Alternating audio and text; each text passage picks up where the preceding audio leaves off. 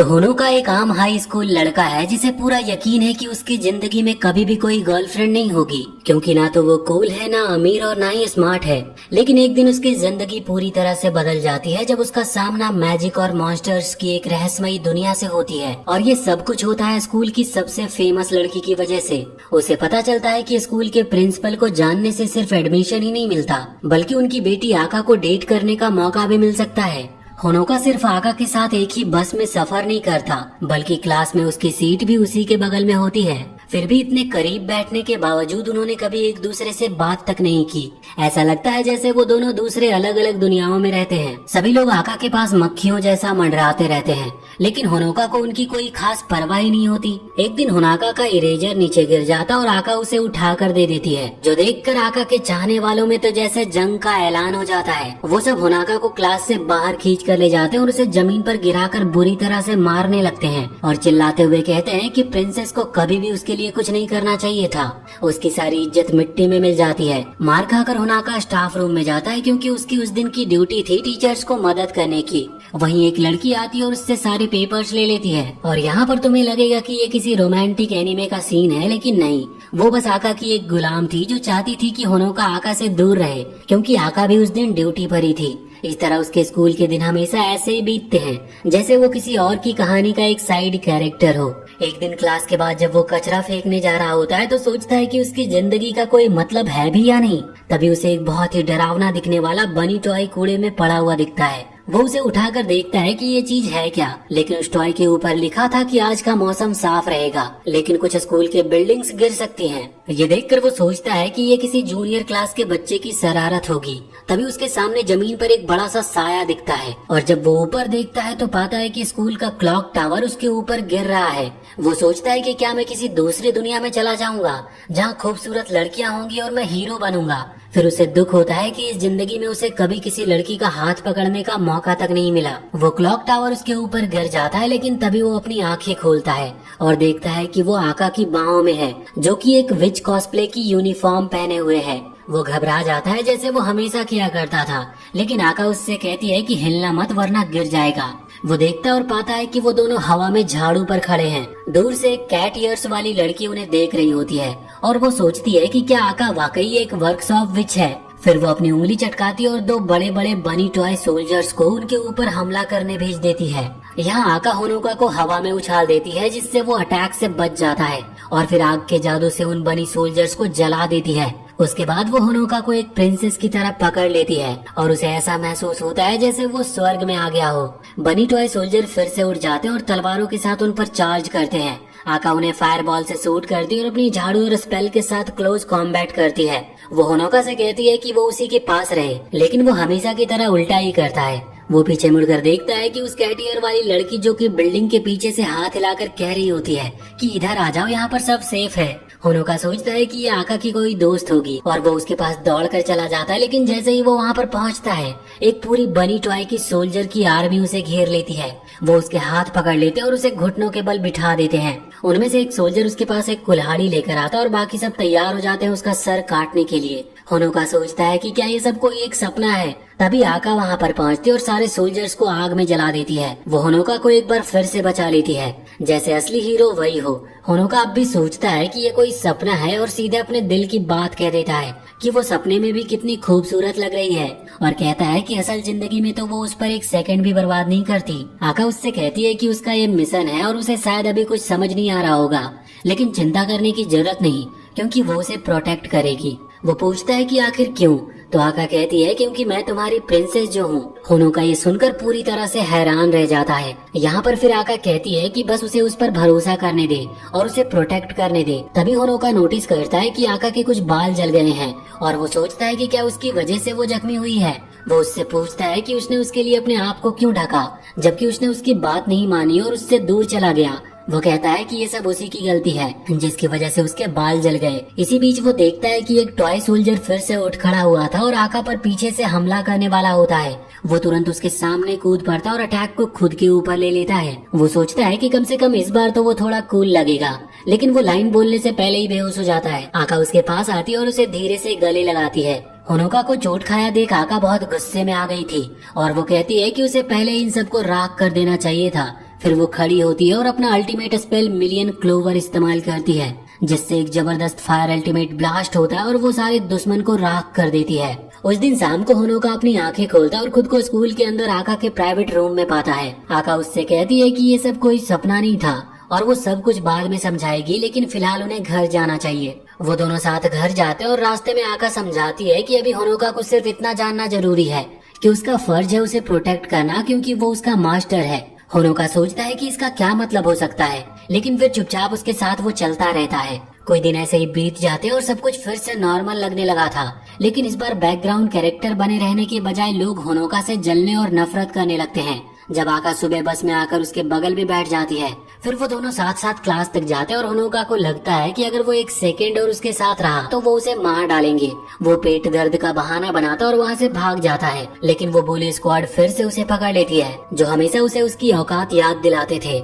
वो उसका कॉलर पकड़ लेते और उसे पीटने लगते हैं। तभी आका आती है और होनोका की टाई से एक बो बनाकर उसके गले में लगाती है और सबको कहती है कि उसे छोड़ दे। फिर वो धमकी देती है कि अगर किसी ने भी उसे छूने की कोशिश की तो वो उन्हें जला देगी। उस दिन लंच टाइम पर आका होनोका के साथ बैठती है और अपने फैन क्लब की कुछ लड़कियों के सामने उसे अपने हाथों से खाना खिलाती है और कहती है कि ये खाना उसने खुद बनाया है। होनोका सोचता है कि वो सबका मजा खराब कर रहा है और खड़ा होकर कहता है कि वो अकेले जाकर खा लेगा। ये सुनकर ही आका गुस्से में सबका लंच जला देती है और नीचे देखने लगती है। दूसरी ओर होनोका उदास महसूस करता है कि उसने आका के साथ बदतमीजी की और स्कूल के उसी कोर्टयार्ड में वो घूमने लगता है जहाँ उसके ऊपर वो बिल्डिंग गिरी थी।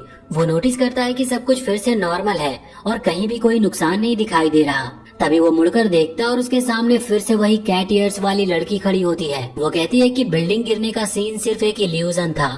फिर वो कहती है कि उसने अब कंफर्म कर लिया है कि होनोका एक पावरलेस इंसान है जो उसके पास आ गया है बिना कुछ समझे। वो उसके पास आती है और अपना विच गियर पहनते हुए खुद को इंट्रोड्यूस करती है। वो उसे कहती है कि वो उसे किडनैप करने आई है और अपने सोल्जर्स को बुला लेती है, लेकिन तभी आका बीच में आ जाती है और होनोका को अपने साथ खींच लेती है। वो कैट ईयर्स वाली लड़की जिसका नाम टेम्पोपो होता है, वो कहती है कि वो आका का इंतजार कर रही थी और फिर अपनी टॉय सोल्जर्स की आर्मी को अटैक करने का ऑर्डर देती है। इस बार सिर्फ कुछ सोल्जर्स नहीं बल्कि पूरी आर्मी हर तरफ से भालों और तलवारों से उनके ऊपर हमला करती है। क्लास के बाद होनोका अपनी आंखें खोलता और देखता है कि आका उसके ऊपर है जिसमें इतने छेद हो चुके हैं कि गिनना भी मुश्किल है। वो उससे पूछता है कि क्या वो ठीक है और होनोका सोचता है कि ये लड़की अब तक जिंदा कैसे है। वो खुद को बहुत ही कमजोर महसूस कर रहा था और कहता है कि वो उस पर भरोसा करेगा, लेकिन फिलहाल उसे एम्बुलेंस बुलानी चाहिए। आका कहती है कि अगर वो उसके लिए कुछ करना चाहता है तो वो उससे वादा करना होगा कि वो कल लंच के वक्त भागेगा नहीं। होनोका हाँ कहता और फिर कहता है कि वो बहुत ज्यादा खून बहा रही है, लेकिन आका कहती है कि वो आग से बनी है और उसे कुछ भी नहीं होगा। फिर वो होनोका से कहती है कि अपनी आंखें बंद कर ले और वहीं पर रुक जाए। उसके बाद वो अपना मैजिक इस्तेमाल करती और सारे सोल्जर्स को पीछे उड़ा देती है और फिर उन्हें जलाकर राख बना देती है। फिर वो होनोका को अपनी बाहों में उठाकर टेम्पोपो के पास आ जाती और कहती है कि अब वो उसे रोस्ट करेगी। वो उस पर एक स्ट्रॉन्ग फायर स्पेल छोड़ती है, लेकिन टेम्पोपो अपने सोल्जर्स को बुलाकर मुश्किल से बच निकलती है। इसके बाद आका होनोका से कहता है कि अपनी आंखें खोलो। होनोका हैरान रह जाता है ये सब देखकर कि सब कुछ फिर से नॉर्मल और साफ सुथरा हो चुका है, जैसे यहाँ पर कभी कुछ हुआ ही नहीं हो। फिर वो दोनों साथ में घर की ओर लौटते हैं और उस दिन को वहीं पर खत्म करते हैं। अगली सुबह 5 नए स्टूडेंट्स उनके स्कूल में ट्रांसफर होते हैं और सबसे बड़ा सरप्राइज ये होता है कि वो कोई और नहीं बल्कि टेम्पोपो और उसकी टावर विचेस की टीम होती है। कुछ दिन गुजर जाते और होनोका बार बार आका से पूछता रहता है कि ये सारा विचक्राफ्ट क्या है और टेम्पोपो उसके पीछे क्यों पड़ी है। एक सुबह वो तय करता है कि जब तक आका जवाब नहीं देगी वो पूछता ही रहेगा। उस दिन वो देखता है कि आका बस में उसके साथ नहीं है। स्कूल पहुंचकर वो अपने शूज चेंज करता और अपनी क्लासरूम की ओर जाता है, लेकिन जब वो वहाँ पर पहुंचता है तो देखता है कि आका नए स्टूडेंट्स के साथ मजे कर रही है। वो क्लास बोर्ड देखकर नोटिस करता है कि वो असल में टॉर्चर सोसाइटी क्लब में है, लेकिन वो सोचने की बजाय कि स्कूल में ऐसे क्लब होते कैसे हैं, वो पूछता है कि यहाँ वो कैसे आ गया जबकि उसे तो क्लास में होना चाहिए था। तो आका कहती है कि उसने उसके ऊपर एक स्पेल डाला था जिससे वो सबकॉन्शियसली यहाँ पर आ जाए ताकि वो उससे मिल सके। फिर वो बंधी हुई लड़कियों की ओर मुड़ती है और कहती है कि ये एक विच हंट है और उसने फैसला किया है कि वो इन सबको खत्म कर देगी क्योंकि ये उसके मास्टर के लिए एक खतरा बन सकती है। होनोका सोचता है कि क्या ये सब कुछ सच है और वो उन लड़कियों की ओर देखने लगता है जो अपनी जिंदगी के लिए संघर्ष कर रही थी। वो आका से कहता है कि कम से कम उनके मुंह से गैग्स निकाल दे ताकि वो बोल सके और आका बिल्कुल वैसा ही करती है। वो कहती है कि वो इन लड़कियों को पहले ही खत्म कर देना चाहती थी, लेकिन इनमें से एक लड़की उससे बचकर भाग गई थी, इसीलिए वो बाकी को एक चारे की तरह इस्तेमाल कर रही थी ताकि वो फिर से वापस आ जाए। होनोका टेम्पोपो के पास जाकर पूछता है कि वो उसे टारगेट क्यों कर रही है। तो वो कहती है कि ये कोई सरप्राइज नहीं है कि मिस गुड टू सूज ने उसे कुछ भी नहीं बताया। और फिर सीधे सपाट शब्दों में वो कहती है कि उन्हें होनोका के शरीर की जरूरत है और उसके अंदर छुपी हुई सफेद चीज की। ये सुनकर होनोका शर्म से लाल हो जाता है, ये सोचकर कि क्या उसने सही सुना। लेकिन आका तुरंत कहती है कि दुश्मन की हर बात पर भरोसा नहीं करना चाहिए। टेम्पोपो पूछती है कि क्या वो इतनी शांति से खड़े रह सकते हैं जब तक उन्होंने अब तक अपना आखिरी सदस्य पकड़ा ही नहीं है। तभी छत से काले चिपचिपे लिक्विड की बूंदें टपकने लगती है और धीरे धीरे वो लिक्विड दोनों को पूरी तरह से घेर लेते हैं और उसी स्लाइम लिक्विड से मे बाहर निकलती है और अपने दोस्तों को आजाद कर देती है। फिर वो होनोका को किडनैप कर लेती है और फर्श में एक छेद बनाकर उसके नीचे वाले कमरे में चली जाती है। मैं अपने सफल भाग निकलने की योजना पर खुश होती है और इसका मजा ले ही रही होती है, लेकिन वो भूल जाती है कि वो सिर्फ एक मामूली विलेन है। कुछ ही देर में आका फर्श को तोड़ते हुए नीचे आ जाती है और देखती है कि चारों विचेज हार चुकी हैं। वो सीधा नीचे उतरकर मे की तरफ आगे बढ़ती है। मे उससे कहती है कि वो रुक जाए, वरना वो अपने पेट वुल्फ को कहेगी कि वो होनोका का गला काट दे। होनोका सोचता है कि सबको उसके गले से क्या दिक्कत है। आका उससे कहती है कि चिंता मत करो, वो इस औरत को 1 सेकंड में कुक कर देगी। इतना कहकर वो आगे बढ़ जाती है। तो यहाँ पर मे होनोका को बंधक बनाकर अपने वुल्फ को कहती है कि वो होनोका की गर्दन काट दे, जिससे आका डर जाए और पीछे हटे। लेकिन आका बिल्कुल भी नहीं डरती, वो सीधा मे को आग में झोंक देती है और उसे एक जोरदार किक मारती है, जिससे होनोका छूट जाता है और भागने में सफल रहता है। चौंकाने वाली बात ये होती है कि होनोका की गर्दन बिल्कुल ठीक होती है और काटने का निशान असल में आका की गर्दन पर होता है। ये देखकर मैं तुरंत ही वहाँ से भाग जाती है और अपने दोस्तों को भी पीछे हटने का ऑर्डर देती है। उसी शाम होनोका दोबारा अपनी आंखें खोलता है और खुद को फिर से स्कूल के एक कमरे में पाता है, और वो भी आका के पर्सनल रूम में। वो देखता है कि आका ने गर्मी के मौसम में भी एक स्कार्फ पहना हुआ है। आका उससे माफी मांगती है और कहती है कि वो चाहती थी कि होनोका एक नॉर्मल और शांत जिंदगी जिए, लेकिन अगर टावर विचेज को ये सब पता चलता रहा तो उसे बार बार निशाना बनाया जाएगा। फिर वो कहती है कि अगर वो चाहते हैं कि होनोका की जिंदगी फिर से नॉर्मल हो जाए तो उन्हें खुद कुछ करना होगा और उस मास्टरमाइंड को हराना होगा जो ये सब कुछ पर्दे के पीछे से चला रहा है। लेकिन प्रॉब्लम ये है कि उसे अब तक ये भी नहीं पता कि वो असल में है कौन। ये सब सुनकर होनोका सोचता है कि ये सब उसी की गलती है जिससे आका घायल हुई है और अपने घाव को स्कार्फ से छुपा रही है। वो आका से कहता है कि उसे सब कुछ बता दे और उसे अपना अप्रेंटिस बना ले, क्योंकि वो नहीं चाहता कि आका अकेले इस सब का सामना करे। उसी समय शहर के एक कॉफी और डेजर्ट शॉप में स्कूल की हेड मिस्ट्रेस और आका की माँ कजाने अपनी पुरानी दुश्मन क्रोना से 130 साल बाद मिलती है। क्रोनो कहती है कि उसे पता चला है कि मेडुसा की स्टूडेंट्स ने कजाने के लोगों से लड़ाई की और शायद कजाने भी इसमें थोड़ा मजा लेना चाहेगी। वीकेंड पर होनोका को आका का कॉल आता है कि वो उससे बाहर मिलने आए। होनोका सोचता है कि शायद ये डेट है, लेकिन असल में आका उसे सब कुछ बताने वाली होती है, जैसे कि उसने उससे कहा था। वो कहती है कि वो स्कूल जाएंगे, लेकिन रास्ते में एक फूड शॉप पर रुकेंगे। रास्ते में आका उसे विचेज के बारे में बताना शुरू करती है और कहती है कि इस दुनिया में 2 तरह की विचेज होती हैं, वर्कशॉप विचेज और टावर विचेज। वर्कशॉप विचेज इस दुनिया को प्रोटेक्ट करती है और वो उन जगहों पर अपनी वर्कशॉप बनाती है जहाँ लोग इकट्ठा होते हैं और जहाँ पर शहर बसते हैं। उनका काम होता है कि जादू का इस्तेमाल किसी बुराई के लिए ना हो। वो अलग अलग क्षेत्रों में वर्कशॉप खोलती है और वहीं रहती हैं, इसीलिए उन्हें वर्कशॉप विचेज कहा जाता है। दूसरी ओर टावर विचेज स्वार्थी होती हैं, जो किसी भी नियम कानून को नहीं मानती। वो जादू का इस्तेमाल अपने निजी मकसदों के लिए करती है और अक्सर दूसरों को नुकसान पहुंचाती है। आका कहती है कि अगर होनोका किसी भी टावर विचेज के हाथ लग गया तो ये पूरी दुनिया खत्म हो सकती है और सब मारे जा सकते हैं। उसके बाद वो दोनों फूड शॉप में जाते हैं और खाना ऑर्डर करने के बाद थोड़ा आराम करते हैं। एक वेट्रेस उनके पास आती है और बहुत ही तीखी आवाज में आका से बात करती है। आका उसे घूरती और गुस्सा दिखाती है, लेकिन उसकी बात को ध्यान से सुनती है। वेट्रेस बताती है कि क्रोनो शहर में है और भी बहुत सारी टावर विचेज यहाँ पर आ रही हैं। होनोका नोटिस करती है कि ये लड़की असल में उनके स्कूल की स्टूडेंट काउंसिल की वाइस प्रेसिडेंट है और वो भी आका की तरह एक वर्कशॉप विच है। जब आका अपना ड्रिंक खत्म कर लेती है तो वो दोनों बाहर निकलते हैं और शॉपिंग मॉल जाकर कपड़े खरीदते हैं। जब आका शॉपिंग कर रही होती है तो होनोका देखता है कि एक क्यूट लड़की एक खोए हुए बच्चे की मदद कर रही है।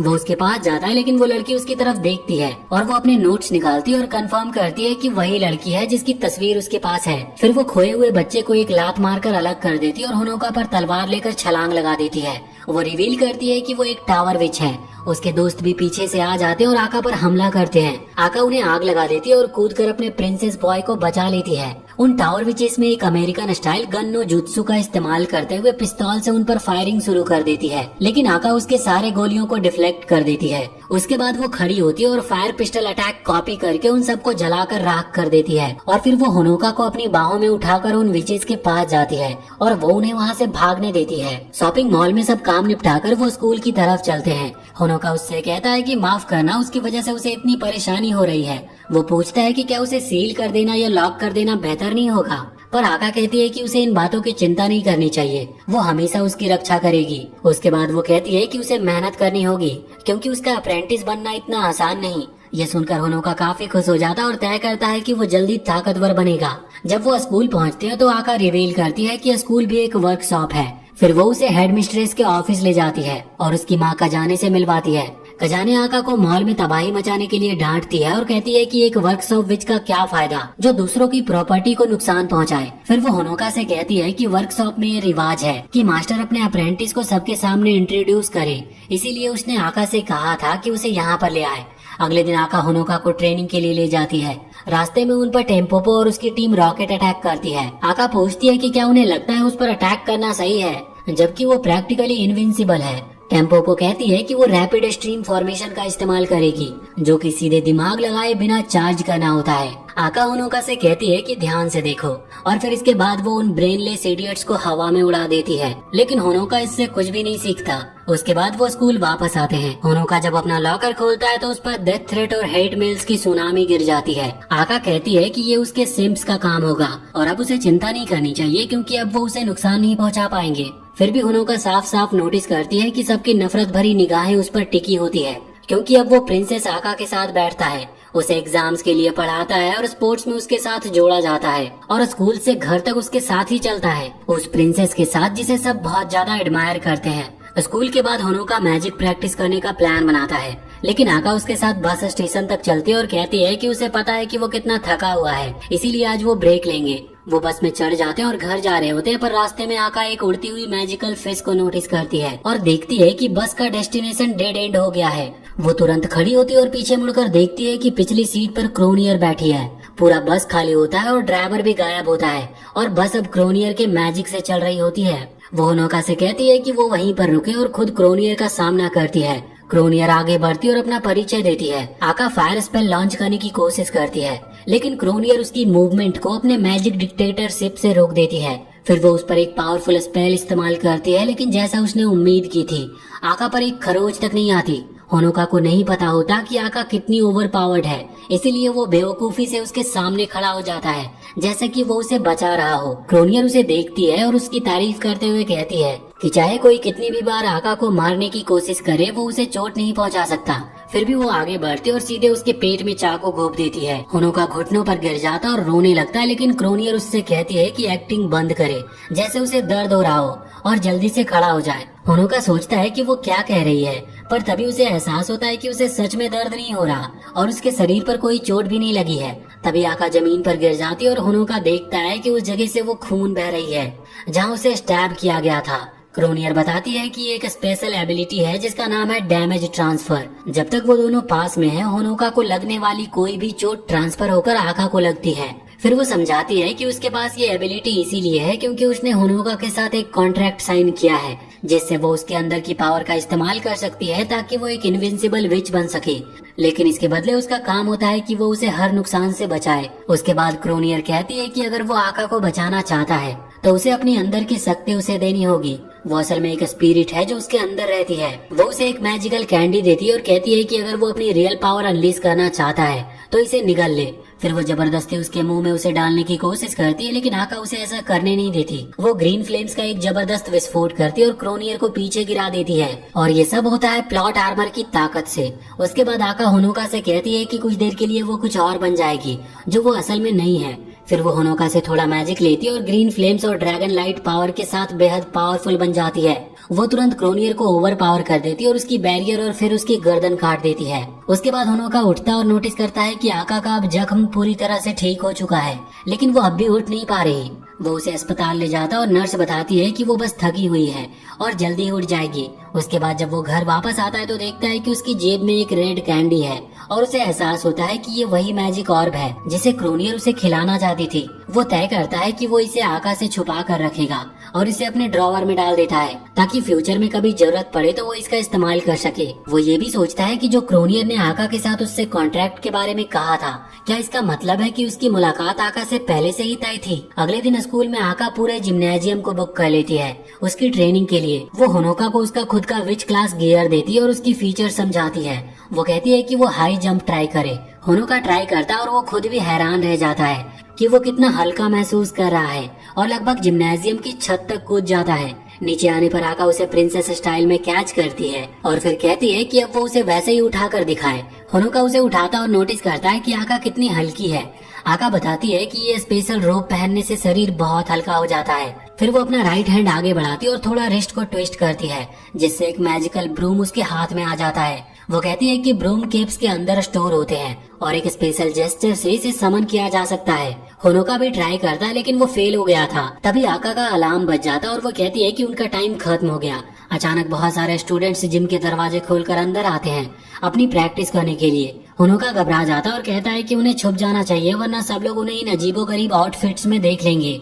लेकिन उसकी हैरानी के लिए कोई भी उन पर ध्यान ही नहीं देता। वो सोचता है कि क्या वो इतना ट्रांसपेरेंट हो गया है कि अब कोई देखना भी नहीं चाहता। पर आका बताती है कि ये उनके रोब्स में लगे एक चार्म की वजह से है जिससे लोग उन्हें देख नहीं पाते और सबकॉन्शियसली उनसे बचकर चलते हैं। उसके बाद वो दोनों बाहर निकलते और आका उससे पूछती है कि क्या उसे हाइट से डर लगता है। फिर वो उसे पकड़ती और अपने ब्रूम पर उड़ान भरती है। वो कहती है कि वो फ्लाइंग की प्रैक्टिस करेंगे जब तक होनोका अपने ब्रूम खुद को समन नहीं कर लेता। वो समझाती है कि आमतौर पर वर्क्स ऑफ विचेस ऐसे ही एरिया में पेट्रोल करती है ताकि उनका सेक्टर सेफ रहे। वो ये भी बताती है कि उनके हाई स्कूल में किसी भी वक्त 5 स्ट्रॉन्ग विचेस हमेशा पेट्रोल करती है ताकि स्कूल सेफ बना रहे। फ्लाइंग करते हुए थोड़ी देर बाद जब आका उसके साथ स्कूल वापस आ रही होती है तो होनोका उसे रोकता है और नीचे की ओर इशारा करता है। वो देखता है कि एक बच्चा बुली हो रहा था और वो लोग उसे लूटपाट कर रहे थे। होनोका कहता है कि उन्हें उसे रोकना चाहिए पर आका कहती है कि ये पुलिस का काम है, विचेस का नहीं। विचेस का काम है इविल विचेस से टाउन को प्रोटेक्ट करना, ना कि आम लोगों के मामलों में दखल देना ताकि लोग उनके अस्तित्व के बारे में जान सके। पर होनोका उसकी बात नहीं मानता और अपना ब्रूम समन करता और वो नीचे छलांग लगाता है और मुश्किल से खुद को बचाता है। वो सीधे जाकर उन बुलीज से टकराता है जैसे कोई कार एक्सीडेंट हुआ हो और सभी बुलीज नीचे गिर जाते हैं। फिर वो सब उसके ऊपर चढ़ जाते हैं और उसे मारने लगते हैं पर आका समय पर पहुंच जाती है और उन्हें जलाकर राख कर देती है। होनोका पूछता है कि सिविलियंस पर अटैक नहीं करने का क्या हुआ। आका कहती है कि वो लोग वास्तव में विचेस थे इसीलिए वो उसे देख सकते थे भले ही उसने रोब पहना हुआ हो। इधर जो लड़की लूटी जा रही थी वो होनोका की छोटी बहन कासी की दोस्त थी जो उसी के स्कूल में पढ़ती थी और वो कोई विच नहीं थी इसीलिए उसने कोई मैजिक नहीं देखा। इसी बीच रोथेनबर्ग सिटी में दिखाया जाता है कि मेडुसा को सिटी की सबसे टाइट सिक्योरिटी में सील किया गया है लेकिन वो किसी तरह से सील तोड़कर प्रिजन से भाग जाती है और सबसे पहले जिससे वो मिलने जाती है वो है उसके स्ट्रीम्स स्टूडेंट्स टीम टेम्पोपो रॉकेट। लेकिन उनसे मिलने से पहले दिखाया जाता है कि टेम्पोपो और उसके दोस्त एक रेस्टोरेंट में बैठे हैं और होनोका को कैप्चर करने और आका को हराने का प्लान बना रहे हैं, जो कि एक बहुत ही टफ प्रॉब्लम था क्योंकि उनमें से एक प्रैक्टिकली इनविंसिबल है और दूसरा लगातार रीच फॉर्मेशन प्रोड्यूस करता है जो आका को उसके साथ एक पेट की तरह बांधे रखता है। उनकी डिस्कशन के दौरान रेन सजेस्ट करती है कि आका पर अटैक करना बंद करे और वो ऐसा मोमेंट देखे जब होनोका अकेला हो और तब उसे कैप्चर करे। सब लोग इस प्लान पर एग्री करते हैं पर जैसे ही वो लोग रेस्टोरेंट से बाहर निकलने वाले होते हैं कोरा उनके पास आती है और कहती है कि वो भी उनके प्लान में ज्वाइन करना चाहती है। अगली सुबह होनोका उठकर फ्रेश होने जाता है स्कूल के लिए। उसकी बहन कोमी उसे गुड मॉर्निंग कहती है और उसके बैड हेयर को कंघी और हेयर ड्रायर से सेट करने लगती है। ये करते हुए उसे पिछले वीकेंड के कॉल के बारे में पूछती है। होनोका ये नहीं चाहता था कि उसे पता चले कि स्कूल की सबसे हॉट लड़की उसे मास्टर बुलाती है, इसीलिए वो झूठ बोलता और कहता है कि वो बस क्लास के कॉलिंग सिस्टम का कॉल था जिसमें एक लड़की का नंबर उससे पहले था और उसने बस बताने के लिए कॉल किया था कि सोमवार को उनका फन डे है। वो सोचती है कि क्या ये सच है और उससे पूछती है कि फिर वो इतनी जल्दी बाहर क्यों निकल गया था उस कॉल के बाद। होनोका घबरा जाता और एक और बकवास बहाना बनाता है पर कोमी उसका झूठ पकड़ लेती है और कहती है कि अगर उसने सच नहीं बताया तो वो उसके बाल हेयर ड्रायर के मैक्स हीट से जला देगी। फिर वो कहती है कि उसे पता है कि वो आका के साथ गया था और उसने स्कूल में अफवाहें भी सुनी है क्योंकि वो दोनों एक ही स्कूल में पढ़ते हैं। उसके फ्रेंड्स उसे बुली करते हैं क्योंकि उसका भाई प्रिंसेस आका को अपने साथ रखता है। वो पूछती है कि उनका क्या रिश्ता है। हनुका सोच ही रहा होता है कि वो क्या जवाब दे, पर तभी उनकी माँ कोमाची बुला लेती है कि नाश्ता तैयार है और कोमी कहती है कि वो रात को उसके कमरे में आकर बात करेगी। इसी बीच बस स्टॉप पर आका हनुका का इंतजार कर रही होती है, पर तभी उस पर टेम्पोपो की गैंग की 3 विचेस अटैक कर देती है। नाश्ता करने के बाद हनुका को याद आता है कि उसे आका से जल्दी मिलना था और वो बस स्टॉप की ओर दौड़ पड़ता है। दौड़ते हुए वो टेम्पोपो के लगाए हुए ट्रैप में गिर जाता है, जहाँ उसके रैबिट्स टॉय सोल्जर्स उसे पकड़कर जमीन पर गिरा देते हैं। टेम्पोपो उससे कहती है कि उसके दूसरे दोस्त आका को इस वक्त बुरी तरह से पीट रहे हैं क्योंकि उन्हें उसकी कमजोरी पता चल गई है। पता चलते ही कोरा ने उन्हें आका की इनविंसिबिलिटी का सीक्रेट बता दिया था कि अगर हनोका को उससे अलग कर दिया जाए तो वो कमजोर हो जाती है। तभी 2 सोल्जर हवा में उड़ जाते हैं एक मैसिव किक की वजह से। टेम्पोपो सोचती है कि वो कहाँ गए, फिर वो ऊपर देखती है जहाँ एक मैसिव बियर टॉय उन सोल्जर से खेल रहा होता है। ये सब कोमी कर रही होती है जो कि खुद भी एक वर्कशॉप विच होती है। टेम्पोपो उस पर गुस्सा हो जाती है कि उसने उनका परफेक्ट प्लान बर्बाद कर दिया और एक बड़ा सोल्जर निकालती है। फिर एक फाइट शुरू होती है 2 टाइटन्स के बीच में, बनी और बियर। बनी और बियर रेसलिंग मूव्स करते हैं। बियर ट्राई करता है कि बनी को जमीन पर स्लैम करने का और फिर उसे वायर्स की तरफ घुमाकर फेंक देता है। रैबिट वापस गिरता है पर फिर स्ट्रॉन्ग रिबाइंड करता है स्पाइक्ड ग्लव्स और पॉइजन्स गैस के साथ, और आखिर में वो एक दूसरे को लेफ्ट हुक मारते हैं, पर बियर का पंच पहले लग जाता है और रैबिट को वापस जमीन पर गिरा देता है। तभी एक वाइल्ड स्केलेटल टीरेक्स आता और टैकल करता है। कोमी मुड़कर देखती है कि ये क्या है और नोट करती है कि ये रेन है अपने डेड पेट के साथ। तो टेम्पोपो और रेन उसे सराउंड कर लेती है और अब फाइट 2 वर्सेस 1 हो जाती है। पर कोमी अपने सीक्रेट टेक्निक का यूज करती है जो होता है सरप्राइज मदर फ्लिपर, और अपने बेयर को बहुत बड़ा बना देती है। उसके बाद वो बनी और स्केलेटन दोनों को पैरों से नीचे कुचल देती है और बहुत ज्यादा बिल्डिंग्स तोड़ देती है। फिर वो बेयर से नीचे उतरती है और हनुका के पास जाती है जो वहाँ बैठा शो को एंजॉय कर रहा होता है और सोच रहा होता है कि काश उसके पास पॉपकॉर्न भी होता। हनुका उससे पूछता है कि ये सब क्या था। वो कहती है कि तुम्हें क्या लगता है जब प्रिंसेस आसपास नहीं होती तो तुम्हें कौन प्रोटेक्ट करता है। प्रिंसेस का नाम सुनते ही हनुका उसका हाथ पकड़ता और कहता है कि उन्हें जाकर आका को बचाना चाहिए, पर कोमी कहती है कि वो मॉन्स्टर बचाने लायक नहीं है, उसे बस साल्वेशन की जरूरत है और पॉइंट करती है जहाँ आका बियर के पांव पर बैठी होती है अपनी बुक एंजॉय करते हुए। आका नीचे आती है और हनुका तुरंत उसके पास जाकर उसका शुक्रिया अदा करती है कि वो सेफ है और वो विचिस से उसके लिए लड़ी। ये देखकर कोमी गुस्सा हो जाती है और पूछती है कि क्या उसे थैंक्स नहीं करना चाहिए था पहले। फिर वो आका से बात करती है और कहती है कि उनका एग्रीमेंट था कि छुट्टियों और वीकेंड्स में वो उसे प्रोटेक्ट करेगी, पर स्कूल और बस पर आका की जिम्मेदारी है। पर उसने पिछले वीकेंड उसे बाहर ले जाकर ये सब उल्टा कर दिया।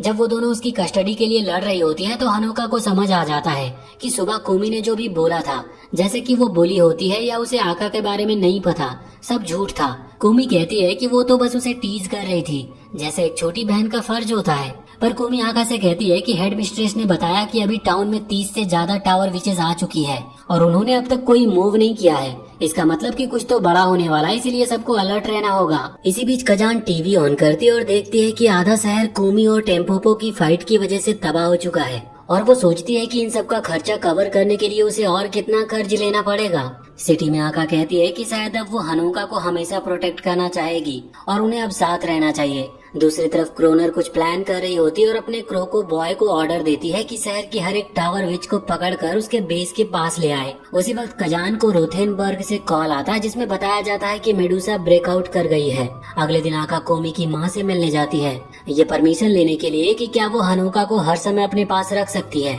सबको सरप्राइज होता है जब उनकी माँ कमासी तुरंत हाँ कर देती है और अपनी चाइल्डहुड की कहानी सुनाने लगती है। वो कहती है कि जब वो हाई स्कूल में थी तब उसकी एक स्ट्रॉन्ग लड़की से दोस्ती हो गई थी जिसे ड्रैगन टूथ के नाम से जाना जाता था, और वो लड़की कोई और नहीं बल्कि आका की माँ कजाना थी।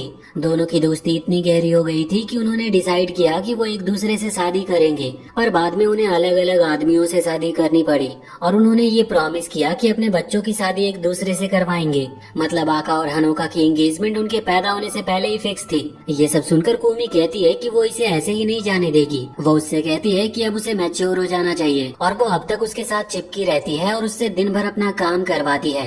वो कहती है कि वो उसका हक है एक छोटी बहन होने के नाते, लेकिन जब सब कुछ फेल हो जाता है तो वो कोमी को जमीन पर गिरा देती है और उसे दबा के पकड़ लेती है और हनुका से कहती है कि अपना सामान पैक कर लो और यहाँ से भाग जाओ। उसके बाद वो दोनों बाहर निकल जाते हैं और आका उससे पूछती है कि क्या उसके साथ अकेले रहने में उसे कोई दिक्कत तो नहीं। तो हनुका कहता है है कि इस दुनिया में कोई भी लड़का नहीं होगा जो उसके साथ नहीं रहना चाहेगा। फिर वो कहता है कि पता नहीं क्यों उसे थोड़ा नॉस्टैल्जिक फील हो रहा है। आका उसके थॉट को कंप्लीट करते हुए कहती है कि ऐसा लगता है जैसे हम पहले कभी मिले हों, पर पता नहीं क्यों जितनी बार भी हम याद करने की कोशिश करते हैं हमें याद ही नहीं आता। फिर वो कहती है कि उसकी भी यादें धुंधली है, पर उन दोनों में फर्क ये है कि उसे अपना मिशन याद है।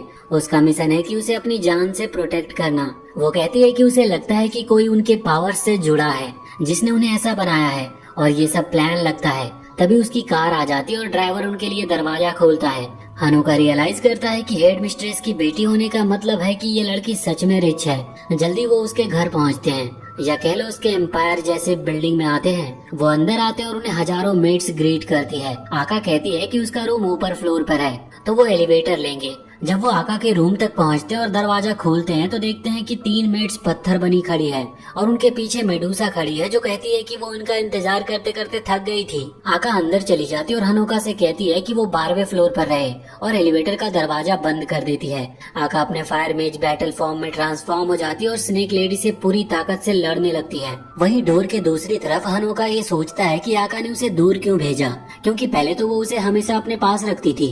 उसे लगता है कि शायद इस बार का दुश्मन ज्यादा ही स्ट्रांग है। अगर वो दूर गया तो आका अपनी इनविंसिबिलिटी खो देगी। इसीलिए वो डिसाइड करता है कि वो उसका कहा नहीं सुनेगा, बल्कि वो करेगा जो उसे बेस्ट आता है, ऑर्डर्स को इग्नोर करना। तभी एलिवेटर का दरवाजा मेल्ट हो जाता और आका नीचे गिर जाती है। वो हनोका से कहती है कि अपनी ब्रूम निकालकर भाग जाए, पर यहाँ मेडूसा के कुछ और ही प्लान्स थे। वो आका को स्टोन में बदल देती है। हनोका मेडूसा से कहता है कि उसे छोड़ दो और वो जो कहेगी वो सब करेगा, पर मेडूसा कहती है कि वो इतनी बेवकूफ नहीं है जितना वो सोचता है। तब हनोका को याद आता है कि उसकी पॉकेट में वो कैंडी अभी भी है जो उसने साथ लाई थी जब उन्होंने साथ रहने का डिसीजन लिया था। वो कैंडी निकालता और पूरी निकल जाता, जिससे उसके अंदर का सील रिलीज हो जाता है और वो व्हाइट स्टफ बाहर आता है। और अचानक वहाँ पर एक व्हाइट हेयर्ड वैम्पायर जैसी खूबसूरत लड़की रूम में अपीयर होती है और अपना नाम बताती है white princess ever million. Medusa सीधे उस पर चार्ज करती है, पर एवर मिलियन उसे बिल्डिंग के बाहर ब्लास्ट कर देती है, पूरे बिल्डिंग के साथ, और सिर्फ अपने स्ट्रेंथ का एक छोटा फ्रैक्शन दिखाती है वो। तभी खजाना ऑफिस की विंडो से बाहर देखकर रिलैक्स कर रही होती है और वो देखती है कि उसकी $multi-million का एम्पायर बिल्डिंग ब्लास्ट हो गया है। वो सोचती है कि ये जरूर मेडूसा का काम है और अपने असिस्टेंट को बोलती है कि शहर की हर विच को इकट्ठा करो और स्नेक को हंट करने निकलो। एवर मिलियन हनोका से कहती है कि आका पत्थर इसीलिए बनी क्योंकि उसने उस पर विश्वास नहीं किया और उसे इस कर्ज से छुड़ाने के लिए उसे दोबारा उस पर अपना भरोसा और फीलिंग्स जगानी होगी। सीधे शब्दों में उसे स्नो वाइट की तरह उसे किस करना पड़ेगा ताकि वो अपनी नींद से जाग सके। उसके बाद एवर मिलियन गायब हो जाती है और कहती है कि कोशिश करना कि उसे बार बार बुलाना ना पड़े। तभी मेडूसा वापस आ जाती है और इस बार अपने स्टूडेंट टीम टेम्पोपो रॉकेट को भी साथ लाती है। हनोका आका को किस करता और उसका स्टोन सील तोड़ देता है। उसके बाद वो उसके साथ चिपक जाता है जैसे वो एक कॉकरोच हो। फाइट के दौरान आका एक ही अटैक में टीम रॉकेट को उड़ा देती है और इसके बाद फिर मेडूसा के साथ 1-on-1 लड़ती है। दोनों बराबर की टक्कर देती है और मेडूसा फिर से उसे स्टोन में बदलने की कोशिश करती है, पर आका अपनी फायर पावर, लव और प्लॉट आर्मर की पावर से उसे तोड़ देती है। फाइट के बीच हनोका बहुत थक जाता और मिड एयर ही आका को हग करते हुए सो जाता है। रात को वो स्कूल की नर्स ऑफिस में उठता और देखता है कि आका उसके पास बैठी है। वो पूछता है कि क्या ये सब एक सपना था। आका कहती है कि सब कुछ सच था और कर्टन हटाकर दिखाती है कि मेडूसा और उसके स्टूडेंट्स उनके बिस्तर के बगल वाले बेड पर आराम कर रहे हैं। हनोका फ्रीक आउट करता है, पर आका कहती है कि वो बाद में सब कुछ समझा देगी, पर फिलहाल वो उन पर अटैक नहीं करेंगे। फिर वो कर्टन्स बंद कर देती है और हनोका को किस करके कहती है कि वो उसके किस का बदला है। बाद में वो डिसाइड करती है कि हनोका के घर ही वापस जाएंगे क्योंकि आका का घर लिटरली ब्लास्ट हो चुका था। कोमी रात को खजाना के समन पर बाहर चली जाती है, जबकि आका और हनोका उसकी माँ से मिलते हैं। अगले दिन कोमी घर वापस आती है। मेडूसा को पूरी रात ढूंढने के बाद और फेल होने के बाद वो सीधा हनोका के रूम में जाती है और देखती है कि आका उसके ऊपर बैठी है और वो उसका सील चेक कर रही है। वो गुस्से में आ जाती है ये जानकर कि माँ ने आका को उसके साथ रहने दिया। ब्रेकफास्ट टेबल पर वो उससे काफी रूखे अंदाज में बात करती है। कमाची से ये सब देखा नहीं जाता और वो डिप्रेस हो जाती है। हनोका उसे एक बुरा बेटी होने के लिए डांटता है और उससे माफी मांगने को कहता है, पर तब तक काफी देर हो चुकी थी। कमाची अपने बेड पर चली जाती है और किसी से बात नहीं करती। हनोका उसके वर्क प्लेस कॉल करके कहता है कि वो बीमार है और आज नहीं आएगी और फिर वो स्कूल चला जाता है। स्कूल में स्टूडेंट काउंसिल और आका का सिंपिंग क्लब मीटिंग कर रहे होते हैं। प्रेसिडेंट पागल हो जाती है इस बात पर कि 2 हफ्ते हो गए हनोका प्रिंसेस के साथ ही चिपका है और कोई कुछ कर भी नहीं रहा। वो वाइस प्रेसिडेंट की तरफ देखती है, पर वो भी इनकार कर देती है और कहती है कि शांति रखो क्योंकि आका ने खुद कहा है कि अगर किसी ने हनोका को हर्ट किया तो वो बर्दाश्त नहीं करेगी। ये सुनकर प्रेसिडेंट उनके एडवाइजर और साइंस टीचर कोचीरा सेंसेई की तरफ मुड़ जाती है और कहती है कि वो जानती है वो सिर्फ एडवाइजर इसीलिए बने हैं क्योंकि उनका और कोई काम नहीं है, और अगर उन्होंने हनुका पर कुछ नहीं किया तो स्टूडेंट काउंसिल उन्हें एक्सपेल कर देगी। लेट मॉर्निंग में कोचीरा आका और हनुका के पास जाता और उससे कहता है कि उससे उन्हें कुछ डिस्कस करना है और उन्हें साइंस लेबोरेटरी ले जाता है। वो सीधे कहता है कि वो स्टूडेंट काउंसिल का एडवाइजर है और हनुका उसके लिए प्रॉब्लम क्रिएट कर रहा है। वो कहता है क्योंकि हनुका सेकेंड ईयर में ट्रांसफर हुआ है इसीलिए उसे नहीं पता कि आका पहले ईयर में कैसी थी। वो एक्सप्लेन करता है कि स्कूल का एक कस्टम है कि हर साल फॉल कल्चर फेस्टिवल में सब स्टूडेंट वोट करते हैं ताकि सबसे आउटस्टैंडिंग स्टूडेंट को चुना जा सके जो उनका रोल मॉडल होगा। कैंडिडेट्स उनके लुक्स, ग्रेड, एथलेटिक्स, कैरिज्मा और अलग अलग क्राइटेरिया पर चुने जाते हैं। जो जीतता है उसे प्रिंस या प्रिंसेस कहते हैं। फिर वो कहता है कि प्रॉब्लम तब होती है जब कोई अजीब अफवाह उस स्टूडेंट के बारे में फैल जाती है, खासकर जब कोई लड़का इन्वॉल्व हो। हनुका उसके रेप्यूटेशन को डिफेंड करने की कोशिश करता है पर कीरो कहता है कि फर्क नहीं पड़ता कि उनका असली रिलेशनशिप क्या है क्योंकि वो उसकी नहीं है, वो स्कूल की है, इसीलिए क्या वो मेहरबानी करके उससे दूर रह सकता है। हनुका इस सिचुएशन के बारे में उदास होकर सोचने लगता है तो आका उससे कहती है कि इतना उदास मत दिखो। वो कहती है कि ये ट्रेडिशन एक लेजेंड से आया है जिसमें कहा गया था कि एक एंजल स्वर्ग से नीचे आई थी और नॉर्मल लोगों के साथ क्लास ली थी, इसीलिए प्रिंसेस बनना एक हाई पोजीशन होता है। कोचीरा कंफर्म करता और कहता है कि हायरार्की कुछ ऐसे है, हेड मिस्ट्रेस, उसके बाद प्रिंसेस, उसके बाद स्टूडेंट काउंसिल और फिर टीचर्स और फिर रेगुलर स्टूडेंट्स। हेड मिस्ट्रेस की बेटी होने के नाते आका के पास पहले से ही टॉप के 2 अथॉरिटी रोल्स हैं और किसी का हक नहीं बनता कि उससे कहे कि वो क्या कर सकती है और क्या नहीं। पर प्रॉब्लम ये है कि वो स्टूडेंट काउंसिल के कारण फायर हो जाएगा। आका कहती है कि उसके पास एक प्लान है और बस उन्हें उसे जल्दी करना होगा। कीरो कहता है कि उसे राहत मिली है ये सुनकर और कहता है कि अब वो उस रियल प्रॉब्लम पर आएगा जिसके लिए उसने बुलाया था। फिर वो एक मैजिकल टूल निकालता और हनुका को एक अलग डायमेंशन में टेलीपोर्ट कर देता है। वो कहता है कि चिंता मत करो और एक छोटा ऑर्ब निकालता है जो उस मैजिकल कैंडी जैसा ही है जो क्रोना ने दी थी। वो कहता है कि ये उसकी लेजर कॉपी है और असली वाली को उसके गले से नीचे जाते हुए बुरा लगा होगा। हनुका सोचता है कि इसे कैसे पता कैंडी और सब के बारे में जब उसने ये सिर्फ आका को बताया था। कीरो एक्सप्लेन करता है कि वो यहाँ पर इसीलिए है क्योंकि हनुका ने उन कैंडीज में से एक का यूज किया था ताकि व्हाइट प्रिंसेस को समन कर सके जो उसमें सील्ड है। वो एक्सप्लेन करता है कि टोटल 5 सील्स हैं और उनमें से एक पहले ही टूट चुका है और वो सस्पेक्ट करता है कि हेड मिस्ट्रेस जल्द ही उसकी दुश्मन बन जाएगी।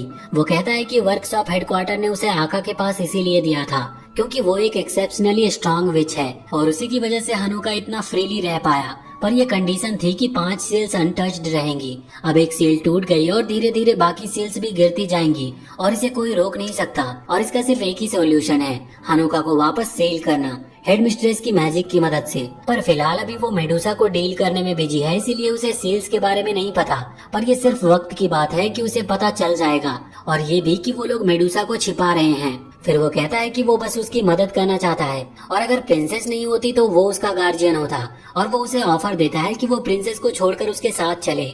हनुका एक सेकंड के लिए भी नहीं सोचता, तभी आका डायमेंशनल बैरियर तोड़कर अंदर आती है और कीरो को जमीन में घुसा देती है और हनुका को वहाँ से ले जाती है। कीरो हालांकि सब्स्टिट्यूशन जुत्सु का इस्तेमाल करके बच गया था और वहाँ से चला जाता है। उसके बाद आका हनुका को स्पीकर रूम में ले जाती है और उसे बोलती है कि एक अनाउंसमेंट करे ताकि सभी स्टूडेंट्स जिम्नेजियम में इकट्ठा हो जाएं। और जब सभी वहाँ पर आ जाते हैं तो आका स्टेज पर जाती है और पहली बार स्कूल की हिस्ट्री में उससे स्कूल के मामले में कुछ इंटरेस्ट दिखता है। वो एक ब्राइट स्पीच देती है कि उसे स्कूल के भविष्य की परवाह है और कहती है कि आज से वो स्टूडेंट काउंसिल प्रेसिडेंट को उनके पद से हटा रही है और हनुका को अपना चुना हुआ नया प्रेसिडेंट का कैंडिडेट बना रही है।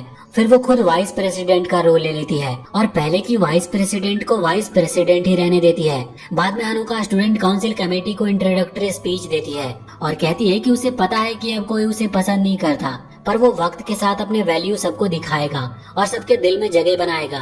तभी कुमी आका के भाई पर उसके डोमिनेशन को बिल्कुल बर्दाश्त नहीं करती और तय करती है कि वो उसे फोर्सफुली वापस ले जाएगी। वो एक ट्रैप बनाती है और स्कूल के बाद उनका पीछा करती है जब वो दोनों टॉय शॉप में जाते हैं और हनुका थोड़ी देर के लिए अकेला बाहर आता है सांस लेने के लिए, तो वो तुरंत उसे अपने बियर से किडनैप कर लेती है और आका पर एक कार फेंक कर उसे इंजेक्शन देकर सुला देती है। फिर वो कहती है कि अब वो जंगल में ही रहेंगे। वो कहती है कि उसने सब कुछ सुन लिया जो टीचर ने उससे कहा था और जल्दी हेड मिस्ट्रेस उसकी दुश्मन बनेगी और उसकी बेटी भी।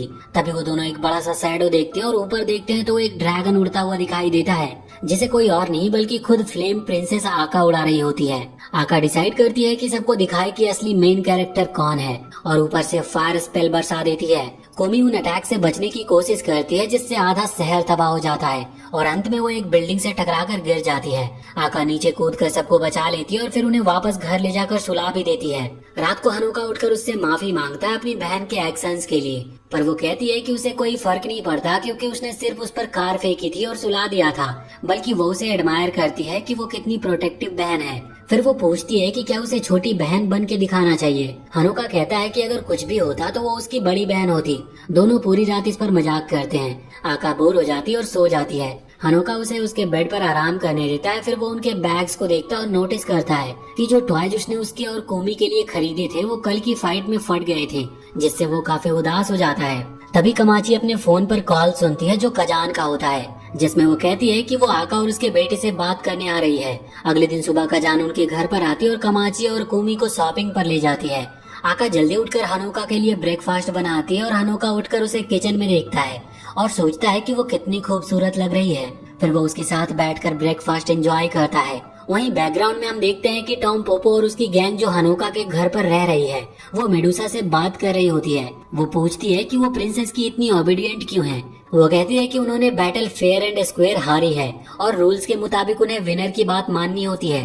वैसे भी जब तक उनके गोल्स सेम हैं, उसे कोई मूव करने की जरूरत नहीं, पर अगर फिर भी वो ट्राई करना चाहती है तो जब आका आसपास ना हो हनुका को किडनैप करने की कोशिश कर सकती है। ये सुनकर वो सब ऊपर हनुका के रूम के बाहर जाकर वेट करने लगती है, पर उनके सरप्राइज के लिए प्रिंसेस एक पल भी सोती नहीं और उसके पास ही बैठी रहती है। फिर सुबह उठकर ब्रेकफास्ट बनाने वो चली जाती है और लगता है उसे नॉर्मली इंसानों की तरह ज्यादा नींद की जरूरत नहीं होती। लिविंग रूम में हनुका और आका कजान और उसकी माँ के बारे में बात करते हैं और फिर एक साथ लॉन्ड्री करने जाते हैं क्योंकि बारिश शुरू हो चुकी थी। तभी कजाना और दूसरे लोग भी वापस आ जाते हैं और आका उन्हें ग्रीट करने बाहर जाती है। हनुका बाथरूम जाता है खुद को सुखाने के लिए और जैसे ही वो अंदर जाता है उसमें और दूसरी लड़कियां मिलती है जो बाहर निकल रही थी और वो उसे बेशरम कह के पकड़ लेती है। वो सब उसे मेन हॉल में ले जाती है। वहीं कजान कमाची और कोमी को सुला देती है और फिर आका से कहती है कि अब वो उन्हें पकड़ने वाली है ताकि मेडुसा का पता लगाया जा सके।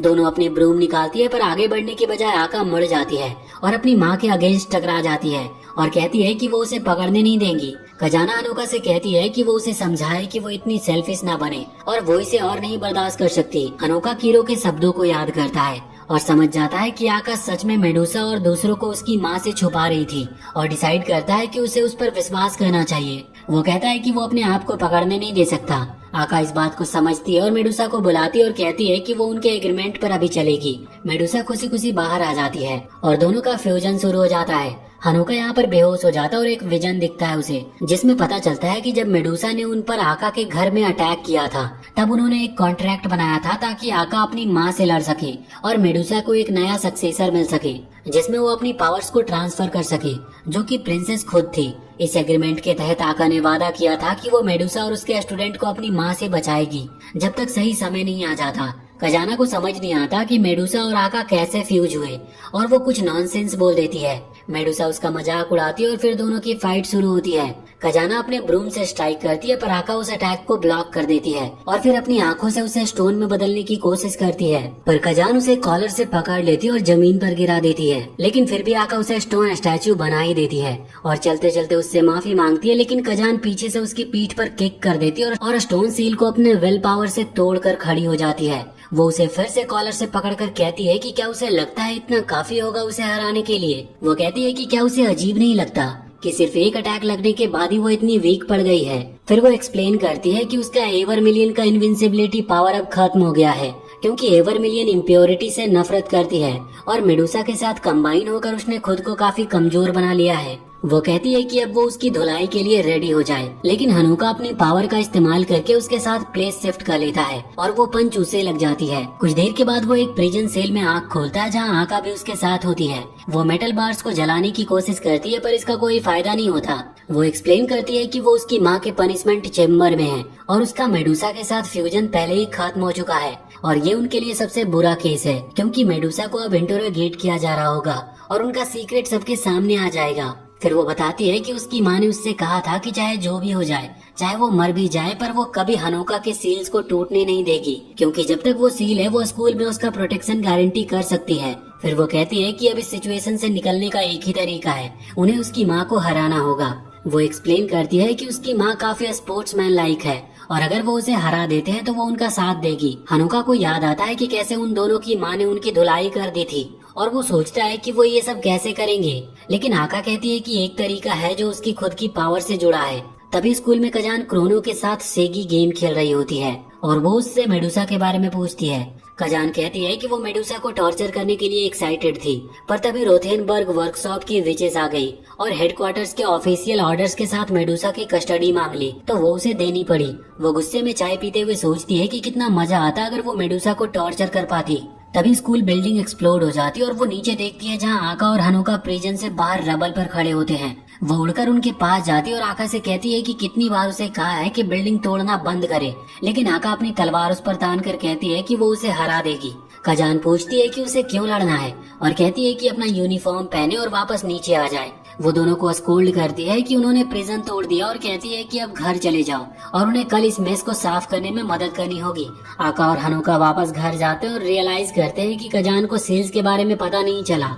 उस रात हनुका और आका साथ में ही सो जाते हैं। उसके करीब होने की वजह से हनुका को एक अजीब सपना आता है जिसमें उसे आका का पास्ट दिखाई देता है, जब कजान ने 2 विचेस की बेटियों से कहा था कि वो आका की दोस्त बने और उसका ध्यान रखे, और यही 2 स्टूडेंट्स बाद में उसकी सिंपिंग स्क्वाड के पहले मेंबर्स बनी और स्टूडेंट काउंसिल की 3rd सीट और वाइस प्रेसिडेंट भी। केन और टोको आका की दोस्त बन गई और समझ गई कि वो दूसरों से बात करना नहीं जानती, पर उसके साथ ही वो एकेडमी, एथलेटिक्स और चार्म में बेस्ट थी। साल भर में उन्होंने उसका एडमायर करना शुरू कर दिया और उसकी पर्सनैलिटी से प्यार हो गया, जिससे इवेंचुअली उसे प्रिंसेस अपॉइंट किया गया। एक दिन आका ने हनुका को उसकी बहन के साथ गुजरते देखा और उस पल उसके अंदर कुछ जाग गया। उसने अपनी माँ से कहा कि उसे फाइनली वो मिल गया जिसे वो अपनी जान से प्रोटेक्ट करने के लिए बनी है, और तभी से आका ने हनुका की प्रोटेक्टर बनने का सफर शुरू किया। अगली सुबह कुमी उठती और कल क्या हुआ याद करते हुए किचन में जाती है। वहाँ पर देखते ही उसकी आंखें फट जाती है क्योंकि डाइनिंग टेबल पर टीम टॉम पोपो रॉकेट बैठा था।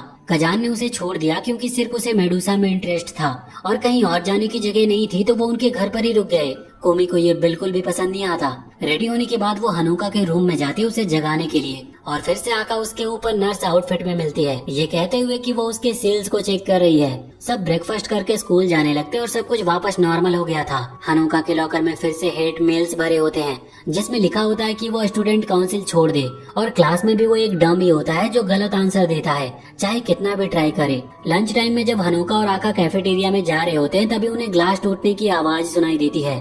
वो तुरंत नीचे जाते हैं और देखते हैं कि कुछ स्टूडेंट सब कुछ तोड़ फोड़ रहे हैं और स्कूल का मेस बना दिया है, और जल्दी पूरा स्कूल एक लॉलेस जोन बन जाता है जहाँ पर बच्चे मोटर बाइक्स चला रहे होते हैं और सिगरेट्स बेच रहे होते हैं। आका कहती है कि लगता है सब रेबेलियन हो गए हैं। टॉम पोपो बोल पड़ती है कि स्टूडेंट काउंसिल प्रेसिडेंट होने के नाते ये सब हनुका की गलती है। तभी वो देखते हैं कि टोको को एक लड़की ने जमीन पर गिरा दिया है जिसका नाम होता है रेमन। रेमन हनुका को एक लेटर देती है जिसमें लिखा होता है कि स्टूडेंट काउंसिल के प्रेसिडेंट होने के नाते उसे जिम में 2:30 बजे अकेले आना है। टोको बताती है कि रात की ड्यूटी के दौरान उसने देखा कि फॉर्मर स्टूडेंट काउंसिल प्रेसिडेंट बाहर जा रही थी और वो भी रेमन के साथ, और उसने कहा कि हनुका ने उसका पोजीशन जबरदस्ती छीन लिया और अब पूरे स्कूल पर टायरेंट की तरह राज कर रहा है। आका टोको को इशारा करती है कि स्कूल के बाद मिलना। बाद में जिम क्लास के दौरान बताया जाता है कि रेमन उन 5 विचेस में से एक है जिनका काम स्कूल की प्रोटेक्शन और पेट्रोल करना है। उसे बेयर किलर के नाम से भी जाना जाता था क्योंकि 2 महीने पहले एक टाइगर जिसका नाम लकी बेयर था चिड़ियाघर से वो भाग गया था और उसने उसे अपने हाथों से ही घोट दिया था, जिसके बाद उसे स्कूल से सस्पेंड कर दिया गया था ट्रबल क्रिएट करने के लिए। लंच टाइम में हनुका कहता है कि वो उम्मीद करता है कि हेड मिस्ट्रेस इतनी प्रॉपर्टी डैमेज देखकर गुस्से में होगी, लेकिन टॉम पोपो कहती है कि उसने हॉलवे में क्राउन वायर से बात की थी और पता चला कि हेड मिस्ट्रेस सिटी के बाहर बिजनेस के लिए गई है और क्राउन वायर को इंचार्ज बना दिया है, जिसे स्कूल में क्या हो रहा है उससे कोई फर्क नहीं पड़ता। 2:30 बजे हनुका जिम में अकेले जाने का फैसला करता है। जब वो अंदर जाता है तो देखता है कि कोर्ट को एक रिंग में बदल दिया गया है और पूरा स्कूल क्राउड बनकर चीयर्स कर रहा है। हनुका कोशिश करता है कि बात करके सिचुएशन को संभालने की, लेकिन रेमन कहती है कि उसने उसकी बेस्ट फ्रेंड के साथ गलत किया और उसके बाद उसकी इंसल्ट भी की। तभी वो हनुका को सीधा पंच मारकर ग्राउंड पर गिरा देती है। हनुका फिर से उठता है, लेकिन रेमन कहती है कि वो उसे पूरे स्कूल के सामने सजा देगी। वो उसे लेफ्ट राइट पंचेस मारकर पंचिंग बैग बना देती है और फिर टाई से पकड़कर अपने सिग्नेचर पंच मारने ही वाली होती है, लेकिन पता चलता है कि हनुका इसी मौके का इंतजार कर रहा था क्योंकि आका ने उसे पहले ही बता दिया था। उसके कहने पर वो अपनी पावर यूज करके स्टैट बूस्ट लेता है और उसे पीछे गिराकर उसके ऊपर चढ़ जाता है। वो डिसाइड करता है कि वो उसे मारकर सब खत्म कर देगा, लेकिन तभी लाइट्स ऑफ हो जाती है और आका नीचे जंप करती है टॉमपोपो और उसके गैंग्स के साथ। रेमन 3 विचेस को पंचेस से हरा देती है, लेकिन आका सिर्फ एक पंच में उसे हरा देती है। उसके बाद सब लड़कियों को कहती है कि हनुका को विक्ट्री पोज में उठाए और वो उसके काउंसलिंग रोब्स पहनाती है और लाइट्स ऑन कर देती है ताकि लगे कि हनुका ने ही रेमन को हरा दिया। इसके बाद रिवील होता है कि ये सब आका का ही प्लान था जो एक हफ्ते पहले फॉर्मर प्रेसिडेंट के साथ बनाया था, ताकि अगर वो मदद करे तो स्टूडेंट काउंसिल में वापस ले ले। ये प्लान था हनुका को पॉपुलर बनाने का, लेकिन वो रेमन को गुस्सा करने में थोड़ा ज्यादा चली गई। लेकिन इन सब के बावजूद रिजल्ट बहुत अच्छे आए और अब उसे बेयर किलर को हराने वाला हीरो माना जा रहा था। उसका Google search trend all time high पर था। यूट्यूबर्स उसकी विक्ट्री पर रिएक्ट कर रहे थे। लेफ्ट एंड राइट सब जगह उसे अप्रूवल मिल गया था, जो कि उसके लिए बहुत बड़ा बूस्ट था स्टूडेंट काउंसिल के प्रेसिडेंट के तौर पर। कुछ दिन के बाद आका उसे एक बहुत ऊंची बिल्डिंग पर ले जाती है और कहती है कि अब उसे उसका मैजिक यूज करना सिखाएगी। हनुका पूछता है कि अचानक से ये बदलाव क्यों, क्योंकि पहले तो वो मना कर देती थी सिखाने से क्योंकि ये डेंजरस है। आका कहती है कि उसे पता है वो छुप छुप कर ट्रेनिंग कर रहा है और सीक्रेट्स छुपा रहा है जो उसे पसंद नहीं। उसके बाद वो एक फायर फैमिलियर समन करती है और कहती है कि उसके अगेंस्ट मैजिक यूज करो। फैमिलियर उस पर फायर ब्रीथ करता है और हनुका पीछे गिर जाता है। आका कहती है कि अपना फैमिलियर समन करो, लेकिन हनुका सिर्फ उसे देखता रह जाता है। फैमिलियर उस पर अटैक करना शुरू कर देता है और उसका एल्बो इंजर्ड हो जाता है। आका तुरंत सब रोक कर उसके पास जाती है और पूछती है कि वो ठीक है या नहीं। हनुका उठकर उसे दूर कर देता है और कहता है कि उसे एक टफ टीचर चाहिए ताकि वो सही से सीख सके। आका उसकी शक्ल देखती है और फिर उसे उठाकर बिल्डिंग से नीचे फेंक देती है। वो कहती है कि एक फैमिलियर को समन करो या फिर मर जाओ। हनुका रियलाइज करता है कि उसने अपनी कब्र खुद ही खोद ली है। नीचे गिरते हुए उस पर फायर फैमिलियर अटैक करता है और आका अपनी ब्रूम लेकर उसके पीछे आती है। हनुका सोचता है कि उसके लिए सबसे इम्पोर्टेंट क्या है जिसे वो समन कर सके।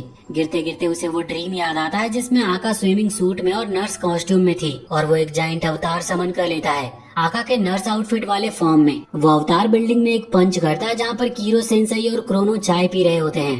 क्रोनो कहती है कि ये पावरफुल मैजिक था और बिना सेकंड सील तोड़े इसे यूज नहीं किया जा सकता था। फिर वो पूछती है कि खजान कहाँ गई है, क्योंकि वो कहीं चली गई और उसके बिना सब बोरिंग लग रहा है। हनुका इतना मैजिक यूज करने के बाद सो जाता और आका उसे घर ले जाती है। दूसरी तरफ खजान एक प्राचीन एक्सप्लोडिंग रूइन और अंडरग्राउंड टनल इन्वेस्टिगेट कर रही होती है। तभी रेमन उसके पास आती है और कहती है कि टोको ने उसे बताया कि वो कहाँ है। खजान पूछती है कि वो यहाँ पर क्या कर रही है और रेमन कहती है कि वो एक विच है जो अपने आप को टावर की मैसेंजर कहती है, जो कि उनके पास ये कहने आई थी कि खजान को मैसेज दे कि उसने पूरे शहर के लोगों को होस्टेज बना लिया है। एक हफ्ते के बाद आका और हनुका स्कूल जा रहे होते हैं अपना एग्जाम देने, जबकि खजान अभी भी बाहर होती है और वीकेंड नाम की विच से मिलती है जो टावर की मैसेंजर है। खजान कहती है कि उसे पता है बम के बारे में और वो यहाँ पर नेगोशिएशन करने आई है हनुका की कस्टडी के लिए। वीकेंड उसे देखती है और कहती है कि हाँ वो हनुका और उसके पावर्स चाहती है, लेकिन वहाँ पर ये नेगोशिएशन करने नहीं आई। फिर वो समझाती है कि अगर एक विच दूसरे विच पर अटैक करे तो वो स्ट्रेट अप बैटल हो जाती है, लेकिन अगर वो किसी नॉर्मल सिविलियन को अटैक करे तो वो उन्हें मार नहीं सकती। ये सब खजान के बनाए हुए बड़े प्रोटेक्टिव बैरियर की वजह से है जो कि हर एक सिटीजन को कवर करता है। जब भी कोई हर्ट होता है तो खजान का थोड़ा मैजिक यूज होता है और वो बच जाते हैं। नॉर्मली किसी ह्यूमन के लिए ऐसा करना इम्पॉसिबल होता है, लेकिन उसकी एनॉर्मस माना पुल और हाई रिप्लेसिंग रेट की वजह से वो इस बैरियर को हमेशा मेंटेन कर पाती है। उसके बाद वीकेंड कहती है कि सोचो अगर पूरे शहर के लोग एक साथ ब्लास्ट हो जाए तो क्या होगा। वो पूरी तरह से श्योर होती है कि इतने सारे लोगों को एक साथ प्रोटेक्ट करना खजान की माना पूल को पूरी तरह डिप्लीट कर देगा और जैसे ही वो आउट होगी वो आराम से हनुका को कैप्चर कर सकेगी। ये कहकर वो अपने सारे प्राचीन रूइन बॉम्ब्स को एक साथ ब्लास्ट कर देती है जो उसने पूरे शहर में पहले से ही प्लांट कर रखे थे। जैसा उसने कहा था पूरा शहर एक झटके में खंडहर में बदल जाता है, लेकिन कोई भी इंसान नहीं मरता, सिर्फ खजान आउट हो जाती है क्योंकि उसने अपनी पूरी माना एक ही झटके में खर्च कर दी होती है ताकि सभी लोग को प्रोटेक्ट किया जा सके। इसके बाद वीकेंड रिवील करती है कि मेडुसा और क्राउन वायर को एंटाइज करने के पीछे भी उसी का हाथ था। उसका असली प्लान यही था कि किसी भी तरह खजान को अकेला और कमजोर किया जाए और फिर उसे आउट कर दिया जाए। उसके बाद वो अपनी बाकी साथियों को बुलाती और खजान को एक सेल में लॉक कर देती है। वो कहती है कि खजान को अपनी माना वापस पाने में कम से कम एक हफ्ता लगेगा और यही एक हफ्ता उसके लिए काफी है हनुका और बाकी छात्रों के साथ खेलने के लिए। वहीं दूसरी तरफ स्कूल में आका इन ब्लास्ट को देखकर घबरा जाती है और हनुका को पकड़कर अंडरग्राउंड विचेज वर्कशॉप पे ले जाती है। वहाँ पर उन्हें कुमी मिलती है जो अपने भाई को गले लगाती है। फिर टोको, रेना और कुछ और भी विचेज मिलते हैं जो स्कूल की प्रोटेक्शन टीम में होते हैं, जिनमें उनकी लीडर नात्सु और एक कैट्रो नाम का विच भी शामिल होता है जिसका नाम तोरी होता है। हनोका उनसे पूछता है कि क्या हो रहा है, लेकिन तभी नात्सु एक गन निकालती और अमेरिकन गन स्टाइल में स्लीपिंग बुलेट यूज करके आका को सुला देती है और हनोका को भी शूट कर देती है। कोमी उन्हें बचाने की कोशिश करती है, लेकिन रेमन एक ही हिट में उसे गिरा देती है और कहती है कि उन्हें हनोका को सील करना पड़ेगा जब तक कि कजान और एनिमी के पूरे प्लान की सच्चाई साफ नहीं हो जाती। हनोका यहाँ पर पहली बार खुद से फैसला लेता है कि उसे सिचुएशन समझना चाहिए और वो आका के साथ अंडरग्राउंड कन्फाइनमेंट सेल में चला जाता है।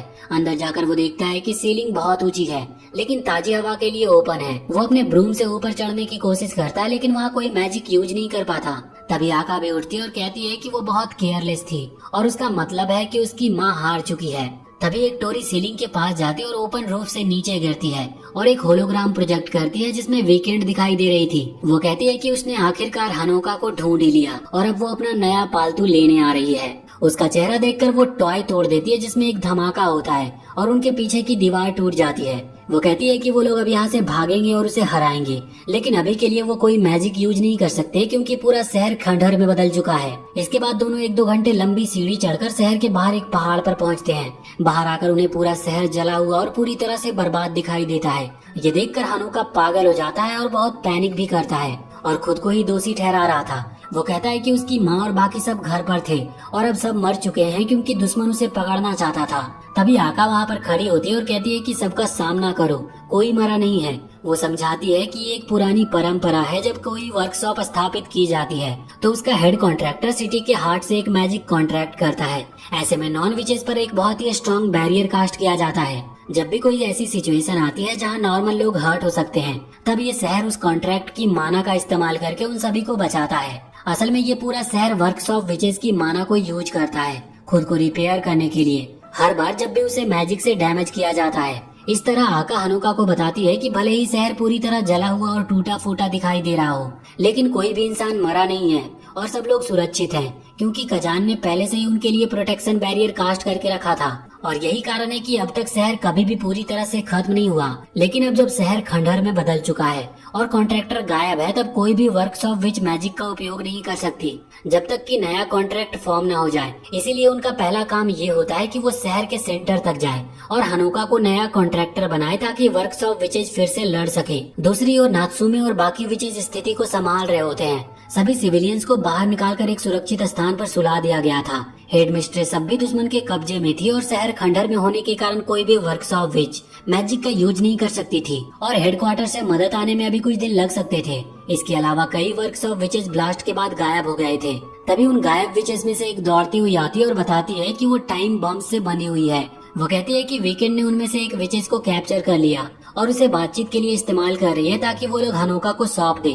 उनके पास सिर्फ आधा घंटा है उसकी डिमांड्स को पूरी करने के लिए, वरना सभी बम फट जाएंगे। इसी दौरान कोमी टेम्पोपो और उसके गैंग के साथ टीम अप करती है और वीकेंड को वो देख रही होती है जो स्कूल के ग्राउंड में खड़ी होती है अपने आसपास टाइम बम से बनी हुई विचेस के साथ। टेम्पोपो कोमी से पूछती है कि अब उन्हें क्या करना चाहिए। कोमी कहती है कि अभी वही विचेस है जो मैजिक इस्तेमाल कर सकती है और वो सुनिश्चित करेगी कि वो इस धरती पर विच कहलाने के लायक साबित हो। वहीं टनल के थ्रू आका और हनोका सिटी के हार्ट तक बढ़ रहे होते हैं जब वीकेंड के साथ ही जीएल उनके सामने आ जाती है। वो अपने मैजिक से एक स्टोन गोलेम बनाती है और दोनों को अपने भारी पत्थर जैसे हाथों से जमीन में दबा देती है। फिर वो आका को पकड़ लेती है, लेकिन आका कूदकर उसके मुंह पर जोरदार किक मारती है। जीएल सोचती है कि एक नॉर्मल किक उसके रॉक आर्मर को नहीं तोड़ सकती, लेकिन आका के लिए कुछ भी असंभव नहीं था। उसकी माँ ने उसे मार्शल आर्ट्स की ट्रेनिंग भी दिलवाई थी।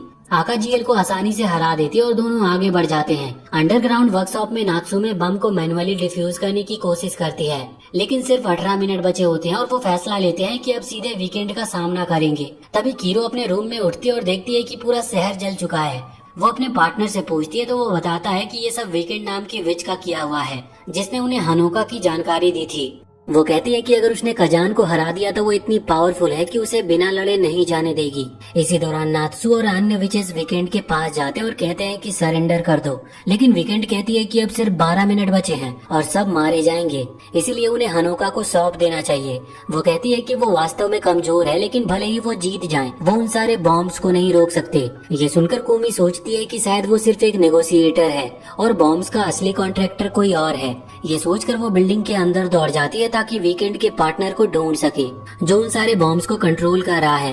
दूसरी ओर हनोका हार्ट ऑफ द सिटी तक पहुंच जाता है और आका के इंस्ट्रक्शन फॉलो करते हुए शहर के साथ कॉन्ट्रैक्ट फॉर्म करता है। और सिर्फ कुछ ही मिनट बचे होते हैं जब रेमन और बाकी विचेस अपनी मुट्ठियों से वीकेंड को मार रहे होते हैं। तभी वो महसूस करते हैं कि उनकी मैजिक वापस आ गई है, क्योंकि हनोका ने सफलतापूर्वक कॉन्ट्रैक्ट पूरा कर लिया होता है। वो तुरंत उन सभी बॉम्ब्स को डिसमेंटल कर देते हैं और वीकेंड को जमीन पर गिरा देते हैं। इसके बाद वो उसे पकड़कर एक मैजिक सीलिंग सेल में डाल देते हैं, लेकिन वो वहाँ पर फिजिकल हैंड ग्रेनेड का इस्तेमाल करके सील तोड़ देती है और सबको चौंका देती है।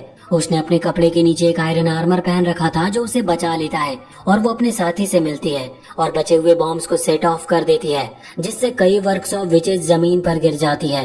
वो हनुका को ललकारती है कि अगर उसमें हिम्मत है तो आए और उन्हें बचाए। हनुका अपने कॉन्ट्रैक्ट की वजह से उसकी आवाजों को सुन सकता था और सबको घायल होता देखकर वो तय करता है कि वो अपने पावर्स का इस्तेमाल करेगा उनसे लड़ने के लिए। लेकिन तभी आका उसके सर पर मारकर उसे गिरा देती है और कहती है कि वो खुद इससे निपटेगी। दूसरी ओर कुमी और बाकी लोग वीकेंड के साथ लड़ रहे होते हैं। क्रोनर जेल्टर को पकड़ लेती है और उसे हराकर वीकेंड के प्लान और उसका लोकेशन निकाल लेती है। वहीं हनुका को नॉकआउट करने के बाद आका उसे स्कूल के नर्स ऑफिस में ले जाती है और बिस्तर पर सुला देती है, जहाँ पर हनुका एक सपना देखता है जिसमें वो अपनी और आका की माँ की कुछ पुरानी यादों को देखता है। लेकिन जैसे ही वो कुछ जरूरी करने वाला होता है, कीरो सेंसी उसके सपने में आ जाते हैं और उसे एक बार फिर से अपनी डायमेंशन में खींच लेते हैं जैसा उन्होंने पहले किया था। वो बताते हैं कि एक स्पेशल रेल्म है जहाँ पूरे टाउन के सभी लोगों की यादों को स्टोर किया होता है। अब वो शहर का नया कॉन्ट्रैक्टर है, इसलिए वो अपने सपनों की जगह यहाँ पर आ गया है। फिर वो उसे एलिवेटर से नीचे ले जाते हैं और बताते हैं कि जब भी संकट आता है तो सभी नॉन विच सिविलियंस को यहाँ पर इवैक्यूएट किया जाता है और वो सभी इस रेल्म के आसमान में सितारों की तरह स्टोर होते हैं। जब टाउन नॉर्मल हो जाता है तो उन्हें वापस छोड़ दिया जाता है और उनकी यादों को मिटा दिया जाता है ताकि वो इस घटना को याद न रख सके। हनुका पूछता है कि इन यादों को मिटाने का क्या मतलब है, तो वो बताते हैं कि मिकागे फैमिली के एक मेंबर होने के नाते ये उनका काम है ताकि वो अपनी एग्जिस्टेंस को सीक्रेट रख सके। इस दौरान कुमी वीकेंड के उस पार्टनर से लड़ रही होती है जिसके पास कॉपी मैजिक होता है, जो उसे अपने अपोनेंट की मैजिक को कॉपी करने की पावर देता है। उनके बीच में बहुत ही खतरनाक लड़ाई होती है, लेकिन ऐसा लग रहा था कि कुमी उसे ओवर पावर कर रही है। फिर वो दोनों फिर से उठकर फाइट जारी रखते हैं और स्कूल की बिल्डिंग का एक हिस्सा तोड़ देते हैं जिसमें टेम्पोपो और बाकी लोग होते हैं। कुमी अपने बेयर का इस्तेमाल करके उनमें से एक को बचा लेती है, लेकिन इससे दुश्मन को हमला करने का मौका मिल जाता है। तभी वहाँ पर मेडुसा आती है अपनी ह्यूमन बॉडी में और दुश्मन को पत्थर में बदल देती है। इसके बाद वो अपने स्टूडेंट्स को पकड़ती और कहती है कि वो उन्हें सजा देगी कि वो इतने कमजोर दुश्मन को भी नहीं हरा सके। फिर वो उन्हें लेकर भाग जाती है जबकि रेथनबर्ग विचेज उसका पीछा कर रही होती है। वहीं नर्स ऑफिस में अटोरी आती है और आका से हनुका की हालत के बारे में पूछती है। वो बताती है कि उसे तेज बुखार है क्योंकि उसने उस शहर के साथ कॉन्ट्रैक्ट फॉर्म करने के लिए मजबूर किया था। अटोरी कहती है कि उसका मिशन अब पूरा हो गया है। फिर वो जानकारी देती है कि टावर विचेस शहर की सारी बाकी विचेस का शिकार बना रही है। वो कहती है कि हनुका की फिक्र करना अब उसका काम नहीं है। आका उसका थैंक यू करती है और कहती है कि जब तक वो वीकेंड को हराकर उसके इस पागलपन को खत्म नहीं कर देती वो हनुका के साथ रहेगी। फिर वो अपना तलवार मांगती है और वीकेंड को हराने के लिए चर्च की ओर उड़ जाती है, जहाँ पे वीकेंड उसका इंतजार कर रही होती है। जैसे ही वो चर्च पहुँचती है वो कूदकर वीकेंड पर हमला करती है, लेकिन हवा में ही एक ब्लास्ट उसे पीछे धकेल देता है। वो कहती है कि उसने पूरे शहर में बॉम्ब्स लगा दिए हैं और आका के पास उसके खिलाफ कोई मौका नहीं था। इसके बाद उनकी लड़ाई जारी होती है और वीकेंड चर्च की छत को उड़ा देती है जो आका पर जाकर गिरती है। आका यहाँ पर घायल हो जाती है, लेकिन फिर भी वो फायर मैजिक एक्टिवेट करके बाहर निकल आती है और क्लोज कॉम्बैट में आका बड़ी मुश्किल से वीकेंड को हराने में कामयाब हो जाती है, लेकिन एक और ब्लास्ट उसे दूर फेंक देता है। वीकेंड फिर मैसिव माना डॉल समन करती है और उनसे आका पर हमला करवाती है। इधर स्कूल में हनुका और कीरो पर लीन के साथी का हमला होता है। कीरो अपने मैजिक का इस्तेमाल करके हनुका को वापस रियल वर्ल्ड में भेज देता है। हनुका उठकर अटोरी से आका के बारे में पूछती है, लेकिन वो उसे वापस बिस्तर पर सुला देती है क्योंकि उसे अभी भी बहुत तेज बुखार होता है। तभी उसे कीरो का कॉल आता है जो बताता है कि वीकेंड ने इस रेल में एक मैसिव टाइम बॉम्ब प्लांट कर दिया है और अगर उसे हराया नहीं गया तो यहाँ इवैक्यूएट किए गए सभी लोग मारे जाएंगे। अटोरी फैसला करती है कि वो हनुका की मदद करेगी और उसे आका के पास ले जाती है। वहाँ पहुंचकर वो देखते हैं कि आका जमीन पर हार कर गिरी हुई होती है। हनुका उसे अपनी बाहों में उठाता और कहता है कि एक बम है जो सबको मार देगा और उन्हें वीकेंड को हराना ही पड़ेगा। वो कहता है कि वो उसकी पावर का इस्तेमाल करे। आका उसी वक्त अपनी पावर का इस्तेमाल करती है और वीकेंड को बुरी तरह हरा देती है। वो उससे बॉम्ब का स्विच मांगती है, लेकिन वीकेंड कहती है कि अब देर हो चुकी है और वो बॉम्ब को सेट ऑफ कर देती है। सभी के मरने पर हनुका उठता है और एवरमिलियन की पावर का इस्तेमाल करने की कोशिश करता है। आका उसे रोकने की कोशिश करती है लेकिन उसे चक्कर आते और वो वहीं पर बेहोश हो जाती है। सपने में इस बार वो एवरमिलियन से मिलता है जो कहती है कि वो फिर से वापस आ गया है, जबकि उसने मना किया था कि वो खुद को फिर से ऐसी स्थिति में नहीं डालेगा जहाँ उसे उसकी पावर की जरूरत पड़े। वो कहती है कि वो जानती है कि वो यहाँ पर क्यों आया है। वो चाहता है कि सारी जिंदगियां और बिल्डिंग्स जो इस समय चली गई है उन्हें वापस लाया जाए। वो कहती है कि ये पॉसिबल है, लेकिन इतनी बड़ी विश को पूरा करने के लिए उतना ही बड़ा कॉम्पनसेशन देना होगा। हनुका पूछता है कि वो उसके बदले क्या चाहती है। वो कहती है कि उसकी जिंदगी। फिर वो याद दिलाती है कि अगर वो उसकी जिंदगी कॉन्ट्रैक्ट के जरिए ले लेगी तो आका भी मर जाएगी। हनुका 1 मिनट के लिए सोचता है लेकिन फिर कहता है कि उसके पास और कोई विकल्प नहीं है। वो उससे कॉन्ट्रैक्ट फॉर्म करता है और अपनी जिंदगी सबको वापस लाने के लिए सौंप देता है। फिर वो उसकी पावर को पूरी ताकत से इस्तेमाल करता है। जैसे ही वो करता है सब कुछ नॉर्मल हो जाता है। पूरा शहर फिर से रीस्टोर हो गया था, जैसे कभी बम फटा ही ना हो। सब लोग वापस आ जाते हैं और आका उसे गले लगा लेती है। वो उससे माफी मांगता है कि उसने अपनी जिंदगी और कॉन्ट्रैक्ट के अनुसार उसकी भी जिंदगी दे दी। तो आका कहती है कि वो उसे ऐसे मरने नहीं देगी। वो खड़ी होती है और एवरमिलियन का नाम लेकर कहती है कि वो अपनी जिंदगी देगी। तभी उसकी मैजिकल फॉर्म गायब हो जाती है और वो बेहोश होकर गिर जाती है, जबकि हनुका जिंदा बच गया था। लेकिन उसके दुख में डूबने से पहले ही वीकेंड उसके पीठ में छुरा घोंप देती है, जो उसकी विश के कारण वापस जिंदा हो गई थी। वो कहती है कि उसने उसका पूरा प्लान बर्बाद कर दिया और अब उसके पास सिर्फ एक चाकू बचा है। हनुका हिम्मत जुटाकर चाकू को अपने शरीर से बाहर निकालता है और फिर वीकेंड को पंच मारकर जमीन पर गिरा देता है और फिर उसके ऊपर चढ़कर चाकू को पकड़ लेता है। वो उस चाकू को उसके सर के बगल में जमीन में घुसा देता है और कहता है कि अब वो लाइफ को इम्पोर्टेंस देना शुरू कर रहा है। चाहे वो कितनी भी बार अपने बुरे प्लान से उसकी जिंदगी को दुखद बनाए, वो हमेशा उसे हरा कर उसके प्लान्स को रोकेगा। और इस हीरोइक स्पीच के बाद वो अपनी चोटों की वजह से उसके ऊपर गिर गया था और वीकेंड ये फैसला करती है कि वो उसे जिंदा छोड़ेगी। वो अपने साथी से कहती है कि उसे पैचअप कर दो, क्योंकि उनके पास अभी भी कुछ दिन बाकी है खजान के वापस आने से पहले। इसके बाद वो लोग वापस अपने हाइड आउट की ओर जाने लगते हैं, लेकिन रास्ते में उनका सामना क्रोनो वायर और उसके क्रोको बॉय से हो जाता है और वो लोग वीकेंड को अपने साथ ले जाते हैं। जब सभी लोग फिर से खुश होते हैं तो हनुका आका के मृत शरीर के ऊपर रो रहा होता है। अटोरी अंदर आती है और उसी समय उसे कीरो का कॉल आता है जो बताता है कि सब कुछ ठीक हो गया है और उन्होंने अपना मिशन पूरा कर लिया है। लेकिन हनुका इतना उदास होता है कि उसे कोई फर्क ही नहीं पड़ता और वो सब कुछ बताता है जो उसके साथ हुआ था। उसकी कहानी सुनकर कीरो कहता है कि कुछ तो गड़बड़ है, क्योंकि आमतौर पर केवल कॉन्ट्रैक्टर ही कॉन्ट्रैक्ट की डिमांड को पूरा कर सकता है और उसके अलावा कोई नहीं। और इसका मतलब है कि आका उसके बदले अपनी जिंदगी ऑफर नहीं कर सकती थी। तो हनुका को भी महसूस होता है कि उसके शरीर में कुछ अजीब है, क्योंकि वो सांस नहीं ले रही, फिर भी उसका शरीर गर्म है। कीरो कहता है कि वो कुछ ट्राई करना चाहता है जिससे शायद आका वापस आ सके। वो अटोरी से कहता है कि एक स्पेशल मैजिक सर्कल बनाए और आका को उसमें रखे। फिर वो हनुका से कहता है कि वो अपने हाथ को थोड़ा काटे और उसका खून आका के सीने पर गिराए और उसके बाद वो उसे किस करे। ये सुनकर हनुका वैसा ही करता है और हैरानी की बात ये होती है कि उसके लिए सबसे मुश्किल काम उसे किस करना होता है। वो उसके लिप्स तक जाने की कोशिश करता है लेकिन उसमें इतनी हिम्मत नहीं होती और वो उसके माथे पर किस कर देता है। थोड़ी देर के बाद आका फिर से सांस लेने लगती है और जिंदा हो जाती है। उसके बाद हनुका फिर से अपने सपनों की दुनिया में लौटता है जहाँ पे कीरो और एवरमिलियन होते हैं। वो उनसे पूछता है कि हुआ क्या था, तो एवरमिलियन बताती है कि बचपन में उसने आका के साथ एक कॉन्ट्रैक्ट किया था जिसके अनुसार अगर वो कभी मरे या उससे मदद मांगे तो वो उनके बीच का कॉन्ट्रैक्ट तोड़ देगी ताकि वो अपनी पावर का इस्तेमाल कर सके उसे जिंदा रखने के लिए। हनुका ने सब कुछ अपनी पावर से ही रीस्टोर किया था और जब आका ने उनका कॉन्ट्रैक्ट तोड़ा तो उसे अपनी पावर देने की जरूरत ही नहीं पड़ी और उनका डील कैंसिल हो गया।